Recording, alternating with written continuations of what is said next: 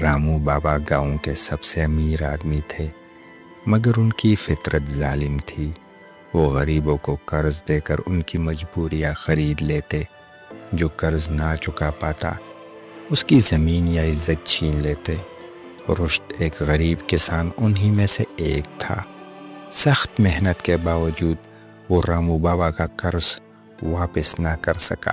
ایک دن جب رامو بابا اس کے دروازے پر آیا تو اس نے ایک بھیانک شرط رکھی، رشد یا تو میرا قرض واپس کر یا اپنی بیٹی سوریا کی شادی مجھ سے کرا دے۔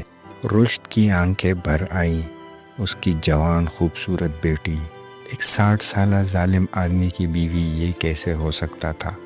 نہیں رامو بابا، یہ ظلم ہے، رشد نے التجا کی۔ رامو بابا مسکرایا جیسے پہلے سے سبت ہو۔ اچھا تو پھر قسمت آزماتے ہیں۔ گاؤں کی چوپال میں ایک مجمع جمع تھا۔ رامو بابا نے سب کے سامنے 2 پتھر اپنی جولی میں ڈالے، ایک سفید اور ایک کالا۔ اگر سوریا سفید پتھر نکالے تو شادی ہوگی اور قرض معاف، اگر کالا نکالے تو قرض ویسے کا ویسا رہے گا اور میں تمہاری زمین ضبط کر دوں گا۔ سوریا خوف زدہ تھی، اسے معلوم تھا رامو بابا دھوکہ دے گا۔ جب رامو بابا نے زمین سے پتھر اٹھائے تو سوریا کی تیز نظر نے دیکھ لیا، دونوں پتھر کالے تھے، یعنی جو بھی نکالتا قرض معاف نہ ہوتا اور شادی طے ہو جاتی۔ لیکن سوریا نے ہار نہ مانی۔ اس نے جھولی میں ہاتھ ڈالا، ایک پتھر نکالا اور اچانک اسے زمین پر گرا دیا۔ مجمع میں سناٹا چھا گیا۔ اوہ، پتھر گر گیا، سوریا بولی، پھر مسکراتے ہوئے بولی، لیکن پریشان ہونے کی ضرورت نہیں ہے، جو پتھر جولی میں بچا ہے وہ دیکھ لیں، اس کے مخالف رنگ والا نکلا ہوگا، ہے نا؟ رامو بابا کا رنگ اڑ گیا۔ سب نے جھولی میں دیکھا، باقی پتھر کالا تھا۔ اس کا مطلب تھا کہ سوریا نے سفید پتھر نکالا تھا۔ مجمع زور سے ہنسنے لگا۔ رامو بابا کے پاس کوئی چارہ نہ تھا۔ اس نے غصے میں دان پیسے، مگر اسے وعدہ پورا کرنا پڑا۔ نہ قرض رہا نہ شادی۔ سوریا کی ذہانت نے اسے اور اس کے باپ کو بچا لیا۔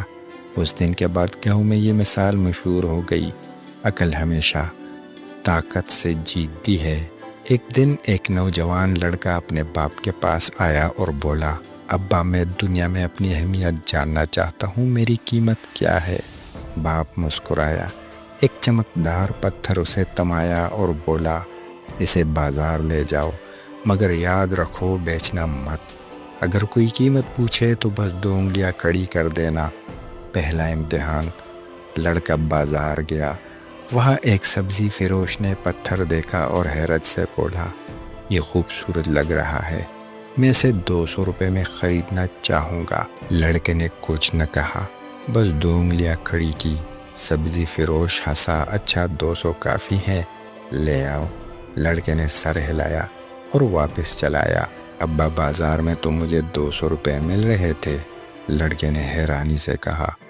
باپ مسکرایا، بیٹا اب اسے شہر کے عجائب گھر میں لے جاؤ، وہی عمل دہراؤ جو میں نے بتایا ہے۔ دوسرا امتحان۔ لڑکا عجائب گھر پہنچا۔ وہاں کے ایک ماہر نے پتھر کو غور سے دیکھا، آنکھیں حیرت سے پھیل گئی، یہ تو ایک نایاب پتھر ہے، میں اسے 2 لاکھ روپے میں خریدوں گا۔ لڑکا دنگ رہ گیا۔ اس نے پھر 2 انگلیاں کھڑی کر دی۔ ماہر نے سوچا، اوہ شاید بیچنا نہیں چاہتا۔ لڑکا تیزی سے واپس آیا، ابا یہ تو 2 لاکھ کا ہے۔ باپ ہنسا، اب اسے جواہرات کے بازار لے جاؤ، وہاں دیکھو کیا ہوتا ہے۔ تیسرا امتحان۔ لڑکا جواہرات کے بازار پہنچا۔ وہاں ایک تاجر نے جیسے پتھر دیکھا وہ سکتے میں آ گیا، یہ تو انتہائی نایاب ہیرا ہے، میں تمہیں اس کے بدلے 2 کروڑ روپے دوں گا۔ لڑکا حیرت میں تھا، ابا اسے 2 کروڑ میں خریدنے کو تیار تھا۔ باپ نے مسکرا کر کہا، دیکھا بیٹا، تمہاری قیمت وہی ہوگی جہاں تم موجود ہو۔ اگر تمہیں اپنی سچی اہمیت جاننی ہے تو خود کو صحیح جگہ لے جانا سیکھو۔